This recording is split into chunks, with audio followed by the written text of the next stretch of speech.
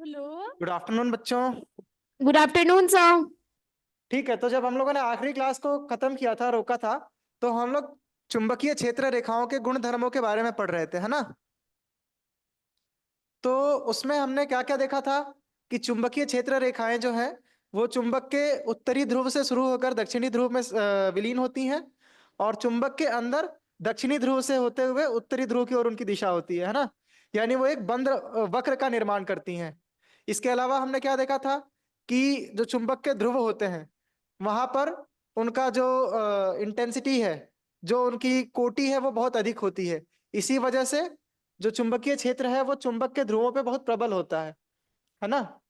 और इसके अलावा एक चीज और हम लोगों ने क्या देखा था कि चुंबकीय क्षेत्र रेखाएं जो हैं वो, यही टॉपिक हमको आज डिस्कस भी करना है, कि वो कभी एक दूसरे को काटती नहीं है। दो क्षेत्र रेखाएं आपस में कभी एक दूसरे को काटेंगी नहीं, है ना। तो यही लिखा भी है कि दो क्षेत्र रेखाएं कभी एक दूसरे को प्रतिच्छेद नहीं करती। प्रतिच्छेद करने का मतलब एक दूसरे को काटना। आप लोग स्पर्श रेखा समझते हैं? Yes sir. स्पर्श रेखा क्या होती है बताओ। सर जो एक बिंदु को स्पर्श करते हुए जाती है। बिल्कुल सही। जैसे मान लो कोई कोई वक्र है इस तरह से, ठीक है। तो यदि इस पे कोई हम बिंदु ले लें, मान लो यहाँ, तो यहाँ से अगर कोई रेखा ऐसे जा रही है तो ये जो रेखा है ये स्पर्श रेखा कहलाएगी उस बिंदु पर, उस वक्र के लिए, है ना। तो इसी तरह से जो हमारे ये क्या बोलते हैं, क्षेत्र रेखाएं हैं। अगर क्षेत्र रेखाओं के लिए भी आप हम लोग देखे थे कैसे जो एक्सपेरिमेंट कर रहे थे कि हम लोग एक दिक्सूचक सुई को रखते थे चुंबक के आसपास और उससे धीरे धीरे क्षेत्र रेखाओं का निर्माण करते थे। तो वो जो बिंदु थे वो, अगर उन बिंदुओं पे आप स्पर्श रेखाएं बनाएंगे तो आप पाएंगे कि हर बिंदु पे जो स्पर्श रेखा बन रही है वो वहां पर उसकी दिशा बता रही है। तो जो हम लोग की दिक्सूचक थी वो एक तरह की स्पर्श रेखा ही थी, है ना, दिक्सूचक सुई। ठीक है। तो अगर दो रेखाएं कहीं पर एक दूसरे को विच्छेद करती हैं या प्रतिच्छेद करती हैं, तो उसका मतलब क्या होता है, अगर वहां पे आप दिक्सूचक रखेंगे तो वहां पर एक ही बिंदु पर दो दिशाएं मिलेंगी, जो संभव नहीं हो सकता। ऐसा कभी हो सकता है क्या? आप खुद नहीं सर। सोचिए। हाँ, यदि एक बिंदु पर हम किसी क्षेत्र की या किसी भी चीज की दिशा की बात करें तो किसी चीज की दो दिशाएं एक साथ नहीं हो सकती। तो उसी तरह से चुंबकीय क्षेत्र की दिशा किसी एक बिंदु पर दो नहीं हो सकती, अर्थात जो स्पर्श रेखाएं हैं वो दो नहीं हो सकती किसी बिंदु पे। इसीलिए जो हमारी क्षेत्र रेखाएं हैं वो कभी एक दूसरे को प्रतिच्छेद नहीं करेंगी। ठीक है। तो अगर आप ध्यान से देखें तो जो हमारी चुंबकीय क्षेत्र रेखाएं बनती हैं वो कुछ इस तरह से निकलकर चुंबक में इस तरह से पाश बनाती हैं या वक्र बनाती हैं, लेकिन एक दूसरे को नहीं काटती। ठीक है। अभी मैंने बहुत ऐसे दूर दूर बना दिया, लेकिन जब आप देखेंगे इसको अच्छे से, जो आपकी पुस्तक में दिया हुआ है चित्र, तो ये बहुत पास पास में होती हैं और कभी भी एक दूसरे को प्रतिच्छेद नहीं करती। तो ये एक आखिरी गुणधर्म है जो हमने उस दिन छोड़ा हुआ था। अब हम बढ़ेंगे आगे की ओर, और आगे हम देखते हैं जो टॉपिक अगला आएगा वो ये बहुत इंपॉर्टेंट टॉपिक है, आप ध्यान रखिएगा। यहां से प्रश्न आ सकता है परीक्षा में। यह है दक्षिण हस्त अंगुष्ठ नियम। तो जो चुंबकीय क्षेत्र बन रहा है, यदि उसकी दिशा ज्ञात करनी हो हमको, तो उसके लिए वैज्ञानिकों ने एक बहुत आसान सा नियम बना दिया। ठीक है। आइए देखते हैं क्या होता है दक्षिण हस्त अंगुष्ठ नियम। यह नियम कहता है कि यदि हम किसी विद्युत धारावाही चालक तार को अपने दाहिने हाथ में इस प्रकार पकड़ें कि हमारा अंगूठा विद्युत धारा की दिशा में संकेत करे। यहां इस चित्र में देखिए आप, यहां एक लाल रंग का तार दिखाई दे रहा है। Yes sir. ये एक चालक तार है मान लो, ठीक है। और इसमें धारा ऊपर से नीचे की ओर बह रही है। ठीक, ये जो चित्र है ये आपकी पाठ्य पुस्तक से ही लिया गया है। तो इसमें आप देख सकते हैं कि अगर विद्युत धारा ऊपर से नीचे की ओर बहती है और हम उसको दाहिने हाथ से, याद रखना है इसका नियम का नाम ही है दक्षिण हस्त अंगुष्ठ नियम, यानी दाहिने हाथ के अंगूठे का नियम। ठीक। तो यस दाहिने हाथ से यदि हम चालक तार को इस तरह पकड़ें कि जो हमारा अंगूठा है, कैमरे पे मेरा हाथ दिख रहा है आप लोगों को ठीक से, मान लो ये एक चालक तार है, ये जो मार्कर है, ठीक है। यस और सर। इसमें धारा बहती है ऊपर से नीचे की ओर, जैसा कि उसमें दर्शाया जा रहा है। तो अगर मैं इसको दाहिने हाथ से इस तरह से पकड़ूं कि मेरा अंगूठा जो है वो विद्युत धारा की दिशा में इशारा करे, इस तरह से देखो, यस सर। मैंने हाथ में मारकर पकड़ा है और धारा ऊपर से नीचे की ओर बह रही है। अगर इस तरह से यस पकड़ा जाए, सर। सही सही सर दिख रहा है। दिख रहा है ना। यस हाँ, सर। तो यदि इस ढंग से पकड़ा जाए, देखो मैं मार्कर को थोड़ा नीचे करता हूँ तब शायद और अच्छे से दिखेगा। ये नीचे मार्कर है और धारा ऊपर से नीचे की ओर बह रही है। तो इस स्थिति में जो मेरी उंगलियां हैं वो इसमें से जो इसके आसपास चुंबकीय क्षेत्र रेखाएं होंगी उनकी दिशा को दर्शाएंगी। ठीक है, नियम में यही लिखा भी है कि यदि हम इस तरह से पकड़ते हैं तो क्या होगा, तब हमारी अंगुलियां जो है वो चालक तार के चारों ओर जो चुंबकीय क्षेत्र की क्षेत्र रेखाएं हैं उस दिशा में लिपटी हुई होंगी। ठीक, ये सबको समझ में आ रहा है? Yes sir. तो दक्षिण हस्त अंगुष्ठ नियम यही कहता है कि यदि कोई भी चालक तार हो, उसमें से विद्युत धारा का प्रवाह हो रहा हो, तो यदि हम उस चालक तार को अपने दाहिने हाथ से कुछ इस तरह से पकड़े, ठीक है, तो दाहिने हाथ से यदि हम उस चालक तार को इस तरह से पकड़े कि हमारा जो दाहिने हाथ का अंगूठा है वो विद्युत धारा की दिशा में हो, तो जो हमारी अंगुलियां होंगी वो जब लिपटेंगी ना, तो कुछ इस ढंग से लिपटेंगी कि वो चुंबकीय क्षेत्र की क्षेत्र रेखाओं की दिशा को दर्शाएंगी। जैसे यहाँ देखो, यहाँ अगर इस तरह से चालक तार को पकड़ा जैसे मैंने पकड़ा हुआ था, देखो दाहिने हाथ से पकड़ा है, उन डायग्राम में उधर से पकड़ा हुआ दिखाया गया है व्यक्ति को, मैं इधर से पकड़ रहा हूं तब भी देखो दिशा वही रहेगी। यहाँ पे इन्होंने ऐसे जब पकड़ा, ऐसे पकड़ा, तो इस तरह से अंगुलियां बंद हुई, है ना, इस तरह से बंद हुई। समझ में आ रहा है ना? यानी कि स्क्रीन में से बाहर निकली क्षेत्र रेखाएं ऐसे आपकी ओर से घूमते हुए वापस स्क्रीन के अंदर चली गई, ऐसा एक गोला या वृत्त बना। ठीक, अगर मैं इधर से भी पकड़ता हूं तब भी देखो मेरे को हाथ ऐसे करना पड़ेगा और तब भी वही स्थिति बनेगी। मेरा अंगूठा विद्युत धारा की दिशा को दर्शाएगा और जब मैं उंगलियों को ऐसे बंद करूंगा तो क्या दिखेगा कि क्षेत्र रेखाएं जो है वो ऐसे स्क्रीन से बाहर निकली और घूमकर वापस अंदर समाहित हो गई, अंदर से फिर घूमी और ऐसे घूमकर बाहर आ गई। ठीक, तो इसी तरह से बहुत सारी रेखाएं बनेंगी जो आगे हम लोग देखेंगे सीधे चालक तार के कारण क्या होता है। लेकिन ये दक्षिण हस्त अंगुष्ठ नियम समझ में आया? नीचे देखो एक और डायग्राम है, अगर यहाँ क्लियर नहीं दिख रहा हो तो यहाँ भी देख सकते हो, सेम चीज बताई जा रही है। एक चालक तार है, उसको एक व्यक्ति ने इस ढंग से पकड़ा है, देखो। ठीक, अब यहाँ पे धारा की दिशा विपरीत हो गई नीचे से ऊपर की ओर, इसी की वजह से जो हमारे चुंबकीय क्षेत्र है इसकी भी दिशा विपरीत हो जाएगी। अब जैसे मान लो पहले इसको अगर आप इस तरह से घूमने को आप क्या कहते हो, नीचे से अगर देखोगे तो ये एंटी क्लॉकवाइज घूम रहा है, घड़ी की विपरीत दिशा में। हाँ, दक्षिण मतलब उल्टा घूम रहा है, जिधर घड़ी घूमती है उसके अपोजिट में। तो अगर आप दिशा बदल देते हैं विद्युत धारा की तो चुंबकीय क्षेत्र की दिशा भी परिवर्तित हो जाएगी, विपरीत हो जाएगी। ठीक, ये समझ में आए दोनों डायग्राम सभी बच्चों को? यदि आपसे परीक्षा में पूछ लिया जाए तो आपको ये स्टेटमेंट लिखना होगा और साथ ही एक ऐसा डायग्राम बनाना होगा। Yes sir. ठीक है, आगे बढ़ते हैं। हाँ, तो अगला जो पॉइंट है वो ये कहता है कि ये जो दक्षिण हस्त अंगुष्ठ नियम है इसको मैक्सवेल नाम के एक वैज्ञानिक थे, तो उन्होंने भी इसी तरह का एक नियम पहले भी बता दिया था या साथ में ही बताया था। तो उसको दक्षिण हस्त अंगुष्ठ नियम ना कह के उन्होंने कैसे बताया, आप लोगों ने पेचकस से कभी पेंच कसे हैं, स्क्रू कसे हैं? Yes sir. तो देखो यहाँ पर एक स्क्रू बना हुआ है, ठीक है। अब मैं मान के चल रहा हूँ कि आप सबने ये काम किया हुआ है, कहीं ना कहीं कभी ना कभी कोई स्क्रू कसा हुआ है। तो बस उसी को ऑब्जर्व करके उन्होंने इसको कॉर्क स्क्रू नियम का नाम दिया। इसको मैक्सवेल का कॉर्क स्क्रू नियम कहते हैं। कॉर्क स्क्रू क्यों, वो अभी अगली स्लाइड में बताऊंगा आपको। ठीक है, तो उनका कहना क्या था कि जब हम किसी स्क्रू को किसी पेंचकस की मदद से कसते हैं, किसी पेंच को किसी पेंचकस से कसते हैं, तो यदि पेंच के बढ़ने की दिशा या स्क्रू के कसे जाने की दिशा को हम विद्युत धारा की दिशा मान लें, तो जिस दिशा में आप पेंचकस को घुमा रहे होंगे वो क्या दर्शाएगी? विद्युत धारा की दिशा। चुंबकीय क्षेत्र की दिशा। हाँ, विद्युत धारा नहीं, चुंबकीय क्षेत्र। विद्युत धारा का तो हमने मान लिया ना कि जिधर पेंच बढ़ रहा है वो है दिशा, ठीक है। तो जिधर पेंच को घुमाया जा रहा है ना, वो दिशा दर्शाएगी चुंबकीय क्षेत्र की रेखाओं की दिशा या चुंबकीय क्षेत्र की दिशा। ठीक है, ये डायग्राम आप सबको अच्छे से दिख रहा है? Yes sir.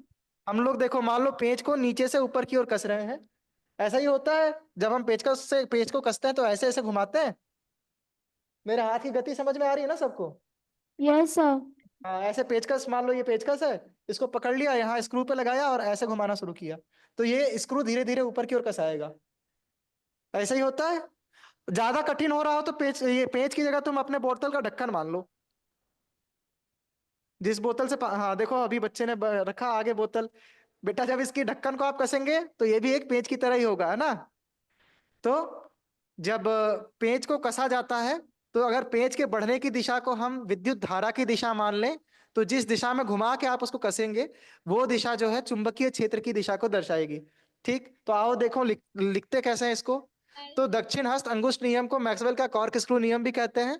कॉर्क स्क्रू का अर्थ आप पेंच समझ सकते हैं, पेंच यानी कि नॉर्मल स्क्रू। ठीक है। और ये नियम कहता है कि जब किसी पेंच को पेचकस की सहायता से किसी सतह के भीतर कसा जाता है, तो यदि पेंच के कसे जाने की दिशा को तार में प्रवाहित विद्युत धारा की दिशा माने, तो पेचकस के घूमने की दिशा चुंबकीय क्षेत्र रेखाओं की दिशा को व्यक्त करती है। ठीक, ये सबको समझ में आ रहा है? Yes sir. ठीक है, तो ये सबको समझ में आया मैक्सवेल का कॉर्क स्क्रू नियम क्या होता है।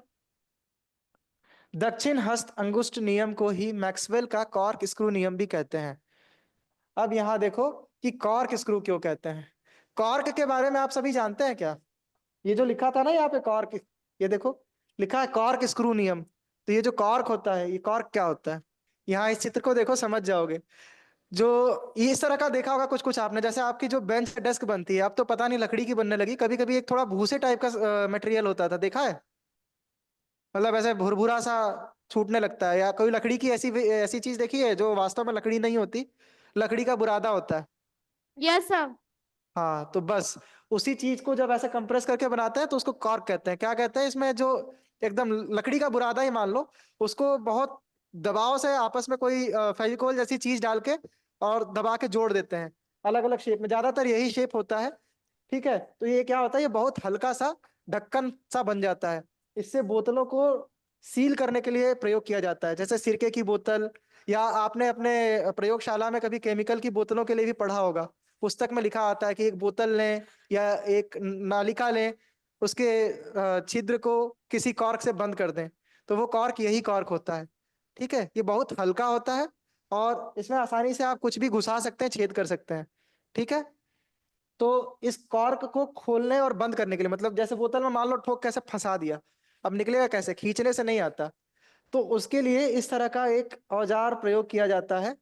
ठीक है, और इसी को ऐसे क्या करते हैं, इसमें कस देते हैं और फिर ऐसे खींच के निकाल लेते हैं। ढक्कन में ये जो कॉर्क है इसके ऊपर रखते हैं और जब घुमाते हैं तो देखो ये स्प्रिंग की तरह दिख रहा है, ये अंदर घुस जाता है उसके अंदर।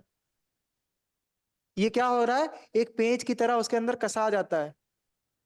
देख के लग रहा है ना, सीधे समझ में आ रहा है ना क्या होगा इसको अगर रख के घुमा दिया जाए तो? ऊपर वाला हैंडल मान लो पेचकस और नीचे वाला हिस्सा एक पेंच, ये उसके अंदर कसा जाएगा। तो इसी यंत्र को कॉर्क स्क्रू कह सकते हो। ठीक है, तो वास्तव यस में सर। कॉर्क स्क्रू का कुछ इस तरह से होता है सब कुछ सिस्टम। लेकिन हम अपनी समझ के लिए नॉर्मल पेंच को भी इसी संदर्भ में देख सकते हैं। ठीक, तो इसको इस ढक्कन के ऊपर रख के, जैसे इसमें से अगर निकालना है तो रख के ऐसे ऐसे घुमा के कस देंगे, अंदर तक घुस जाएगा, उसके बाद ऐसे खींच देंगे तो आसानी से कॉर्क बाहर आ जाएगा ढक्कन में से, बोतल में से। तो यहां से आया कॉर्क स्क्रू वाला कंसेप्ट। ठीक, ये भी समझ में आया सबको? Yes sir. ठीक है, चलो आगे बढ़ते हैं। तो हमने चुंबकीय क्षेत्र रेखाओं के गुण धर्मों को पढ़ लिया, समझ लिया। हमने दक्षिण हस्त अंगुष्ठ नियम भी पढ़ लिया। अब उस नियम का करें क्या? उस नियम का अब हम करेंगे प्रयोग। ठीक है, कैसे प्रयोग होगा? अब हम ये समझ चुके हैं कि जब कहीं विद्युत धारा का प्रवाह होता है तो उसके आसपास में चुंबकीय क्षेत्र का निर्माण होता है। धारा बहेगी, चुंबक बनेगी। ठीक, लेकिन उस चुंबक को हम कैसे मापते या नापते हैं? चुंबकीय क्षेत्र के माध्यम से। अब हमें चुंबकीय क्षेत्र जानना है कि कैसा होगा, क्योंकि वो अदृश्य होता है। ये भी हमने देखा था कि चुंबकीय क्षेत्र अदृश्य होता है, इसीलिए हम उसको दर्शाने के लिए रेखाओं का प्रयोग करते हैं। तो अब उन रेखाओं को यदि बनाना पड़े आपसे, अगर अलग अलग तरह का चालक दे दिया जाए, विद्युत धारा का प्रवाह कैसे होगा? चालक नहीं होगा, विद्युत चालक में। अब चालक हमेशा सीधा तार हो ये तो जरूरी नहीं है, नहीं है ना। विद्युत चालक हमेशा सीधा तार नहीं होता। मोटर देखी है किसी ने खोल के, या खुली हुई मोटर किसी ने देखी है कभी? या फिर पंखा, या इस तरह की कोई भी चीज, किसने किसने देखा? जरा एक बार हाथ उठाना। Yes sir. तो उसके अंदर आप लोगों को क्या दिखा, बता सकता है कोई? हाँ, मैग्नेट सर। मैग्नेट देखी है? कैसी दिखती है मैग्नेट उसमें की? सर उसमें मैंने देखा था एक आसपास पंखा लगी लगा रहती है। रहता है, वो हमेशा नाचता रहता है। Sir magnet. मैग्नेट किस तरह की देखी है? सर्कल। सर्कल। चलो बहुत अच्छे, मैग्नेट होती है, बिल्कुल सही बात है। अब मैग्नेट के अलावा और क्या देखा है? अभी एक एक बच्चा और कुछ बता रहा था ना कि कुछ तो घूमता है उसके अंदर, क्या होता है? ये सर सर उसमें एक तार। टाइप। तांबे का तार, बिल्कुल सही, बिल्कुल सही। तांबे का तार। तो क्या वो तांबे का तार बिल्कुल सीधा होता है? नहीं। नहीं। तो यही पॉइंट मैं कहना चाह रहा था कि चालक तार या कोई भी विद्युत चालक हमेशा सीधा हो यह आवश्यक नहीं है ना? चालक को विभिन्न प्रकार के आकारों में मोड़ा जा सकता है, विभिन्न आकृतियां बनाई जा सकती हैं। तो जब उसकी आकृति बदलेगी तो उसके द्वारा बनने वाला जो चुंबकीय क्षेत्र है वो भी बदलेगा, और उसके कारण जो चुंबकीय क्षेत्र रेखाएं हैं उनका जो उनकी व्यवस्था जो है वो भी बदलेगी, वो कैसे अरेंज होती हैं वो भी बदलेगी। ठीक है, तो अभी हम फिलहाल के लिए शुरू करेंगे सबसे सरल और सबसे आसान वाला, सीधा विद्युत चालक तार। तो हम क्या देखेंगे? सीधे चालक से विद्युत धारा प्रवाहित होने के कारण चुंबकीय क्षेत्र कैसा होगा। ठीक, तो सीधा चालक तार। अब आप इस डायग्राम पर आइए। ये बहुत चिर परिचित डायग्राम है। ये जो गोले बने हैं इसको भूल जाओ, जो पीले पीले गोले हैं इनको भूल जाओ। तो बाकी का जो सर्किट है उसको आप बहुत अच्छे से पहचान जाओगे। विद्युत परिपथ, है ना? कई बार देखा हमने इसको विद्युत वाले पाठ में। क्या किया है? एक बैटरी लगाई हुई है, बैटरी के साथ साथ में चालक तार जोड़े हुए हैं, और एक अमीटर लगा है, प्लग कुंजी लगी है, विद्युत परिपथ पूरा हो गया। यस। ठीक, जैसे ही कुंजी को इसमें लगा देंगे परिपथ बंद हो जाएगा, धारा का प्रवाह शुरू हो जाएगा, विद्युत धारा आई बहेगी। ठीक, यस। अब इतना हिस्सा मैंने इसमें नीला रखा है, नीला बनाया क्यों? ये सिर्फ दर्शाने के लिए है। पूरा तार एक समान हो सकता है, लेकिन एक सीधा चालक तार आपको दिख जाए इसके लिए वहां पर एक नीला तार लगाया, वो भी विद्युत विद्युत चालक तार है। ठीक है, यस अब सर। इसी इतने ही हिस्से के बारे में हम बात करेंगे। तो जैसे ही इसमें विद्युत धारा का प्रवाह होगा तो क्या होगा? चुंबकीय क्षेत्र का निर्माण होगा। Yes sir. ठीक है, तो ये जो चुंबकीय क्षेत्र है, अभी हमने देखा कि जब चालक तार में से विद्युत धारा बहे तो आप उसको दाहिने हाथ से, अब ऐसा नहीं कि कोई छिला हुआ नंगा तार ऐसे पकड़ लो, आप लोग चिपक जाओगे, छुड़ा नहीं पाओगे अपने आप को। जैसे जो नॉर्मल घरों में तार का प्रयोग होता है उसकी धारा जब बह रही हो तो आप उसको नहीं पकड़ने का प्रयास करना कभी।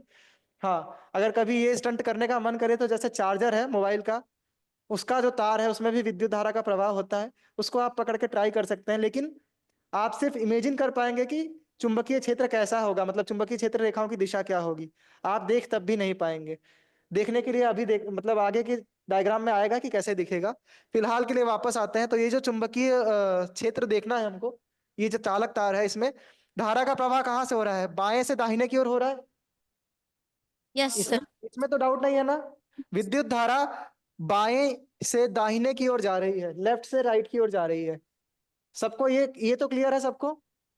यस। बैटरी का पॉजिटिव टर्मिनल, धनात्मक टर्मिनल इधर है, धारा यहां से निकलेगी, ऐसे जाएगी घूमते हुए, ऋणात्मक में आ जाएगी। ठीक, यानी कि ये जो नीला तार है इसमें धारा बाएं से दाएं की ओर जाएगी, लेफ्ट से राइट जाएगी। तो अब यदि हमको इसमें चुंबकीय क्षेत्र की दिशा ज्ञात करनी है तो दक्षिण हस्त अंगुष्ठ नियम लगाएंगे, और इस चालक तार को यदि हम इस ढंग से पकड़ें, ये जो मेरा काला मार्कर है इसको आप फिलहाल के लिए नीला वाला तार मान सकते हैं, और इसको बस सिंपल तरीके से ऐसे मैं पकड़ लूंगा, दाहिने हाथ में रखा और इस तरह से पकड़ा कि मेरा अंगूठा विद्युत धारा की दिशा में आ जाए। तो आप देख सकते हैं कि मेरी उंगलियां ऐसे अंदर से बाहर की ओर यहाँ पर आती हुई प्रतीत होंगी, यानी चुंबकीय क्षेत्र रेखाएं इस स्क्रीन में से ऊपर से बाहर निकलेंगी, बाहर से ऐसे घूमते हुए नीचे की ओर अंदर समाहित हो जाएंगी। ये सबको समझ में आ रहा है? Yes sir. हाँ, हम इस विद्युत चालक तार को ऐसे पकड़ेंगे, और जो विद्युत धारा है वो बाएं से दाहिने जा रही है, तो जो चुंबकीय क्षेत्र रेखाएं हैं वो ऐसे प्रतीत होंगी मानो ऐसे यहां से निकली और ऐसे अंदर वापस प्रविष्ट हो गई। ठीक है, यस सर। अब जो दिशा है उसको कैसे दर्शाएंगे हम? हमने देखा कि ऐसे बाहर निकल रही है और यहाँ से अंदर प्रविष्ट हो रही है। आप ध्यान से देखें तो आप पाएंगे कि यहाँ पर ये जो नीला वाला तार है, पता नहीं आप लोगों को क्लियर दिख रहा है कि नहीं, ये देखो यहाँ पर ये जो मैंने पीला वाला सर्कल बनाया है, पीला जो वृत्त बन रहा है, ये तार के ऊपर से गया है, ये तीन यहाँ पर इस तरफ। और यहाँ पर ये वृत्त अंदर से गया है, तार के पीछे से। दिख रहा है ये सबको जो मैं कहना चाह रहा हूँ? Yes sir. ये जो नीला वाला तार है ना, यहाँ पे वृत्त अंदर की ओर है, तार के पीछे है। यहाँ पर जो है इस तरफ, वो तार के बाहर है। यानी कि आप ऐसे ऐसे समझो, ये जो मार्कर है ये इस तरह से है, शायद आप लोग को दिख रहा हो। और ध्यान से देखना, ये इस तरह से है, इस तरह से है ना। इस तरह से होने का अर्थ क्या हुआ? शायद उल्टा दिख रहा होगा आप लोगों को, मतलब बाहर ऐसे अंदर से बाहर की ओर आ रही हैं रेखाएं। ठीक है, इसी तरह से बनाया मैंने लूप को। इधर इस तरफ में पीछे है, और यहाँ जहां से आते हुए दिख रहा है, यहाँ से बाहर की ओर है।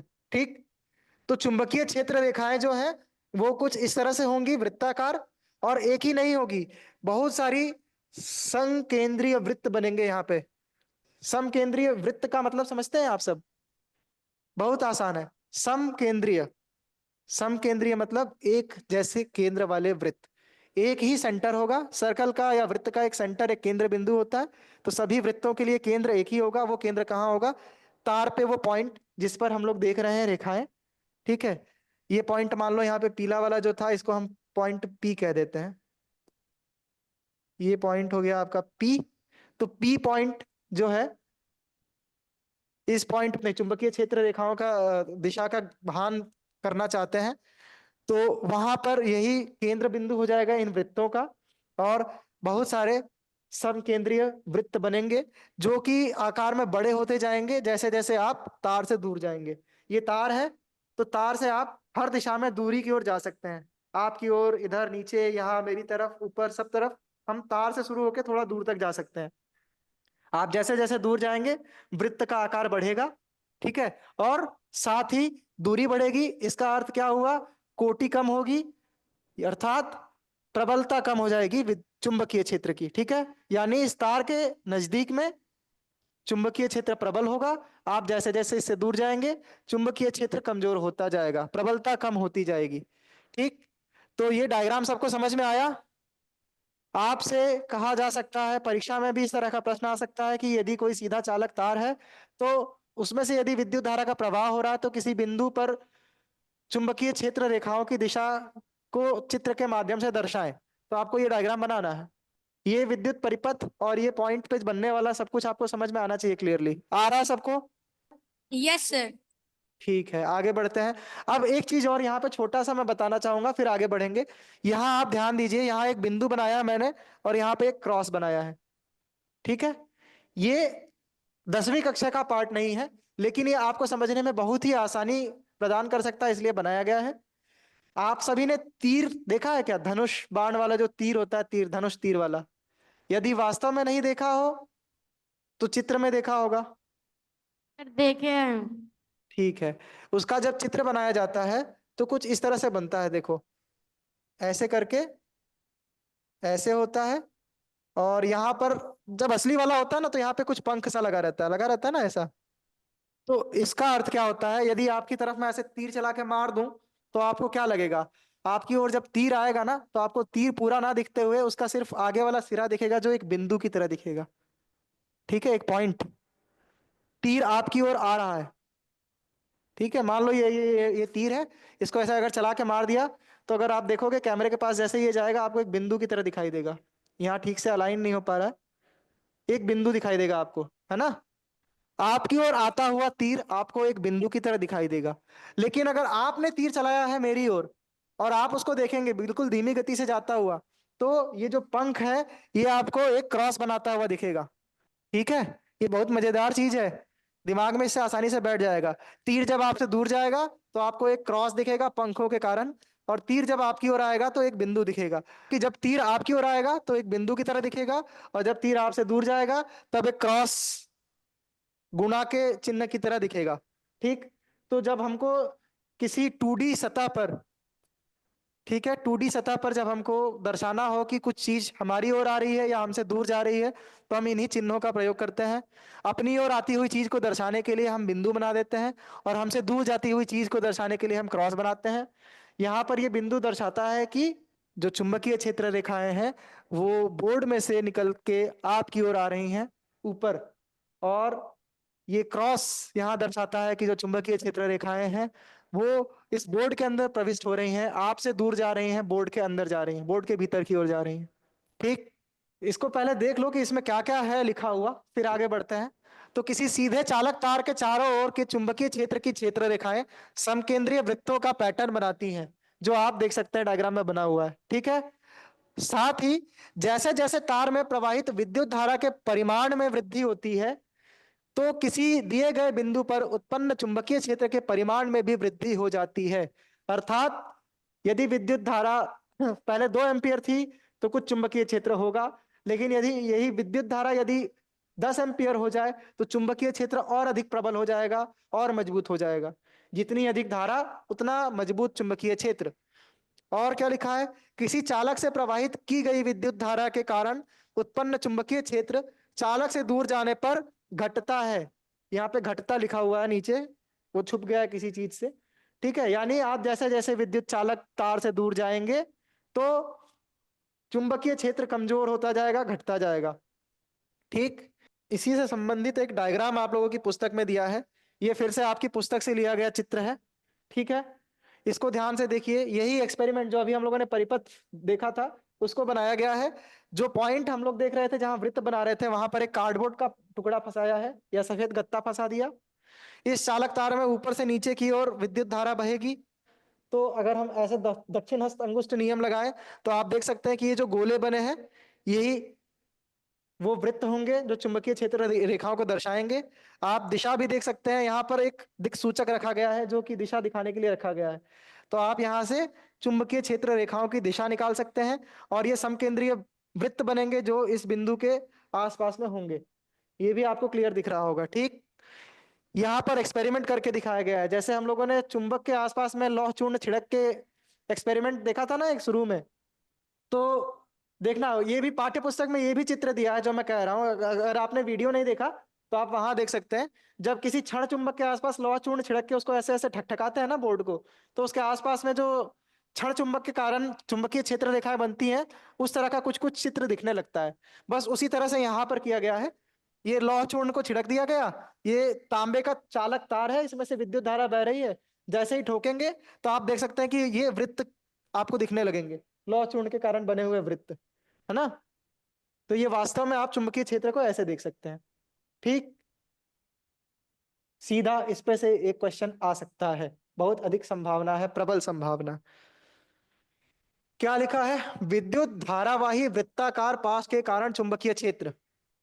पाश क्या होता है कोई बताओ मुझे। फंदा पता है, फंदा।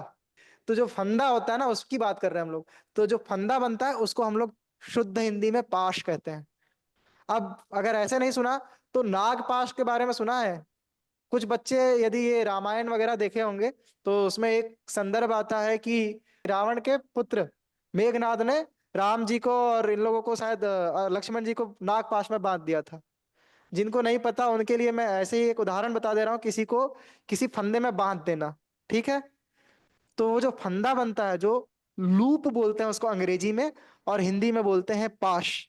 पाश कैसे बनेगा, पाश बनाने के लिए तो मान लो आपके पास में एक रस्सी है, कुछ नहीं करना, इस रस्सी को ऐसे लो, ऐसे गोल घुमा दो, बन गया पाश। Yes sir. ठीक, बहुत अच्छे। तो जब हम पाश की बात कर रहे हैं तो हमने देखा कि यहाँ लिखा है वृत्ताकार पाश किसका, विद्युत धारावाही। विद्युत धारावाही अर्थात ऐसा चालक जिसमें से धारा का प्रवाह हो रहा हो, धारा को कैरी करने वाला, जिसके अंदर धारा ऑलरेडी बह रही है। ठीक, तो ऐसा चालक तार लो जिसमें मतलब धारा का प्रवाह करा सके, उसका पाश बनाओ और धारा का प्रवाह कराओ। तो यहाँ आप देख सकते हैं ये एक कुछ ऑरेंज कलर का एक लूप सा आपको दिखेगा, एक पाश दिखेगा, तांबे के तार का पाश है और कुछ नहीं।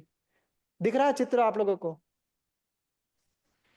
तो तांबे का तार लिया, ऐसे इसको बढ़िया ऐसे घुमाया और इसका दूसरा सिरा यहां से ऐसे निकाल लिया, ये बन गया हमारा तांबे के तार का पाश, लूप। ठीक है, चित्र क्रमांक 12.8। अगर पाठ्य पुस्तक हो तो आप देख सकते हैं, नहीं तो बोर्ड पे ये वही डायग्राम है, ये दिख रहा होगा अगर अच्छे से, मैं आशा करता हूं कि दिख रहा होगा। ठीक है, तो इस पास के अंदर क्या करना है, विद्युत धारा का प्रवाह कराना है। और आप एक्सपर्ट बच्चे हैं, विद्युत धारा का प्रवाह कैसे होगा, मान लो यहाँ से विद्युत धारा प्रविष्ट होती है, या इसके हिसाब से चलते हैं, डायग्राम के हिसाब से, तो फिर विद्युत धारा को हम इधर से प्रविष्ट कराएंगे। यहां से धारा प्रविष्ट हुई नीचे वाले हिस्से से, और यहां से धारा निकल के आ गई। बाकी आगे ये परिपथ में जुड़ा है, जैसे परिपथ में जुड़ता है वैसे ही। तो यदि इस विद्युत धारावाही पाश के कारण हमको जो चुंबकीय क्षेत्र बन रहा है वो देखना है, तो क्या करना है? कुछ नहीं, आखिर है तो ये भी एक चालक तार। तो इस पे दक्षिण हस्त अंगुष्ठ नियम लगा दो, बस अलग अलग पॉइंट पे लगाना होगा। तो मान लो एक बार हम लोग यहां लगाएंगे और एक बार यहां लगाएंगे, ठीक है? आप लगाने को यहां पर भी लगा सकते हैं और किसी और अन्य बिंदु पे भी लगा सकते हैं। तो जैसे ही आप ऊपर वाले पॉइंट पे दक्षिण हस्त अंगुष्ठ नियम लगाएंगे, आप क्या पाएंगे? यहाँ पे धारा कैसे बह रही है? विद्युत धारा यहाँ से अंदर घुसी, ऐसे होते हुए होते हुए होते हुए ऐसे निकल के जा रही है। यानी विद्युत धारा कुछ इस ढंग से जा रही है, ठीक है? तो हम लोग रंग बदल के देखते हैं यहाँ पे कैसा वो बनेगा अपना जो चुंबकीय क्षेत्र होगा। तो यहाँ पे अगर मैं दक्षिण हस्त अंगुष्ठ नियम लगाऊं तो कुछ इस तरह से, इस बार देखो, इस बार उल्टा हो रहा है, मेरा हाथ ऐसे की ओर बंद हो रहा है, अंदर की ओर। क्यों?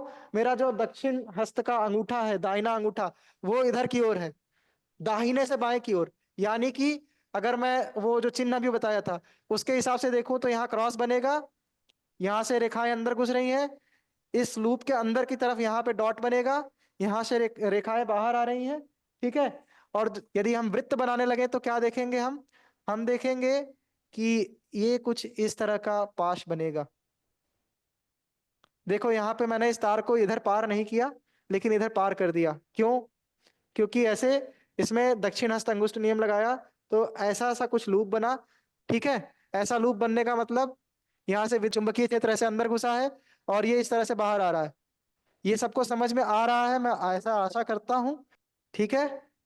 ऐसा लूप बनेगा और उसके बाद इसी तरह के लूप बनते जाएंगे। अब ये मैं चिन्ह मिटा रहा हूं, थोड़ा अच्छा सा लूप बनाते हैं, ढेर सारे लूप बनाते हैं।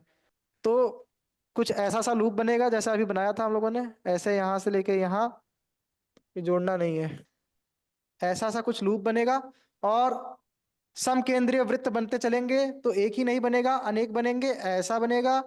अब हम जैसे जैसे दूर जाएंगे, ये वृत्त का जो व्यास है और जो क्या बोलते हैं इसकी त्रिज्या, रेडियस, वो भी बढ़ती जाएगी। इसकी वजह से वृत्त जो है वो आपको ऐसा फैला हुआ नजर आएगा, दूर से आता हुआ नजर आएगा। कुछ इस ढंग से वृत्त होगा। ये बहुत थोड़ा वो हो गया, कुछ इस ढंग से भी एक वृत्त बीच में जाएगा, देखो इसको टच नहीं कराना, ऐसा जाएगा, ठीक है? यानी ये वृत्त है, इतना ही बनाया मैंने, इसका अर्थ ये नहीं कि बस इतना ही वक्र है। ये ऐसे गया, ऐसे वो ऊपर से घूम के ऐसे आके यहाँ पे वृत्त पूरा हुआ। ये ऐसे गया, ये ऐसे ऐसे ऐसे घूम के यहाँ से आके वृत्त पूरा हुआ, ठीक है? इस तरह से कुछ कुछ है ये कहाँ गया? ये तांबे का तार ऊपर रहेगा यहाँ, ठीक? इसी तरह से क्या होगा? इसी तरह से यहाँ नीचे भी बनेगा। नीचे बनने का मतलब नीचे दिशा विपरीत हो जाएगी। इस चीज से सब लोग सहमत हो कि नीचे दिशा विपरीत हो जाएगी? Yes sir. यस क्यों सर। होगी? क्यों? क्योंकि यहाँ धारा का प्रवाह ऐसे हो रहा है। यहाँ मैं अगर तार को ऐसे पकड़ लूं तो यहाँ ऐसा प्रतीत होगा कि ये जो चुंबकीय क्षेत्र रेखाएं हैं वो यहाँ से, इस जगह से बाहर आ रही हैं और यहाँ की ओर अंदर घुस रही हैं। ऐसा ही लगेगा। यहाँ उल्टा था, यहाँ उल्टा था, यहाँ अंदर घुस रही थी, यहाँ बाहर आ रही थी, यस सर।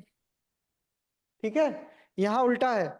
यानी हर बार पाश के अंदर से ही रेखाएं बाहर आ रही हैं और पाश के बाहर से ही अंदर घुस रही हैं। आप कहीं भी बना लो कोई भी वक्र, ठीक है?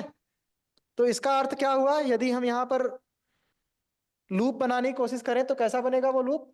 वो लूप बनेगा कुछ ऐसा सा, ये ऐसा,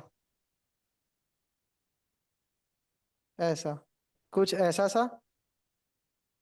और ये, और जितना आप दूर जाते जाएंगे ऐसा, और जितना दूर जाएंगे ऐसा,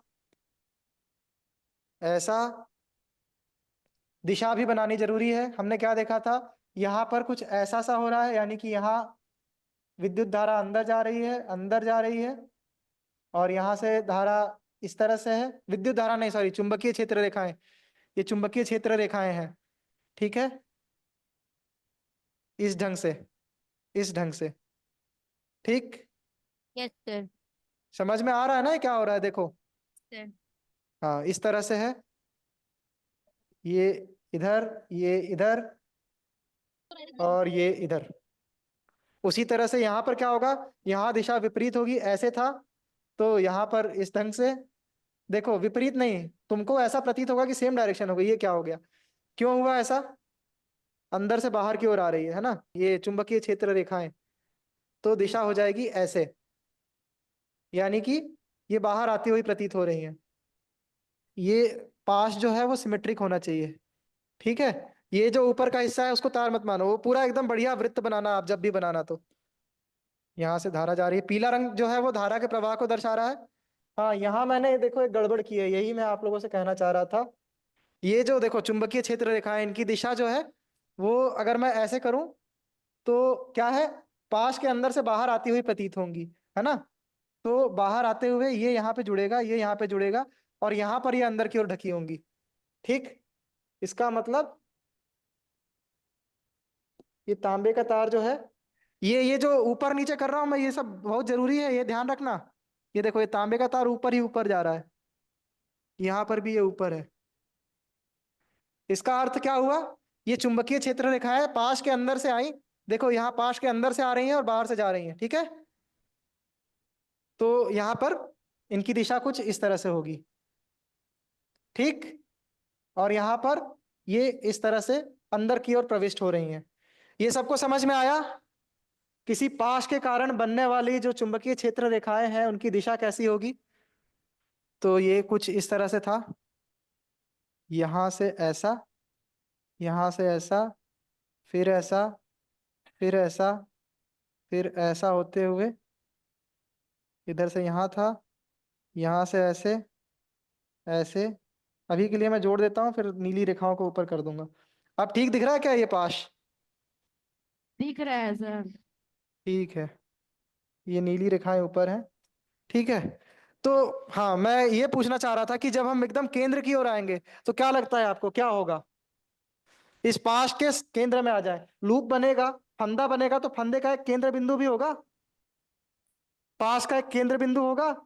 पाश हम कैसे बना रहे थे, रस्सी को ऐसे गोल लपेट के बना रहे थे, तो किसी केंद्र बिंदु के अराउंड ही तो लपेटा है। तो जब आप उस केंद्र बिंदु के पास पहुंचेंगे तो आप क्या पाएंगे, ये रेखाएं सब ओर से मिलती हुई एकदम सीधी हो जाएंगी, अर्थात कुछ इस ढंग से हो जाएंगी, ठीक है। ये पाश के केंद्र में बनने वाला चिन्ह ऐसा कुछ इसका ऐसा हो जाएगा, अर्थात इस तरह से हो गया कुछ। दिशा किधर से किधर हो जाएगी, यहां पर दिशा कुछ इस तरह से होनी चाहिए, ठीक है। तो किसी किसी विद्युत धारावाही वृत्ताकार पाश के कारण चुंबकीय क्षेत्र रेखाएं कुछ इस ढंग से बनेंगी, ठीक है। ये सबको समझ में आया? आप इसको बस देखने का जो तरीका है उसको बदलना होगा तो समझ में आएगा। इसको Yes. जैसे हम यहाँ पर जिस चीज को ऊपर देख रहे हैं वहां इस चित्र में नीचे दर्शाया गया है, और जिस चीज को हम यहाँ पर ऊपर देख रहे हैं वो अपने चित्र में उल्टा बना है, इसीलिए दिशा, ये तीनों की दिशा उल्टी आई है। तो आप इस तरह से बना सकते हैं, ठीक है।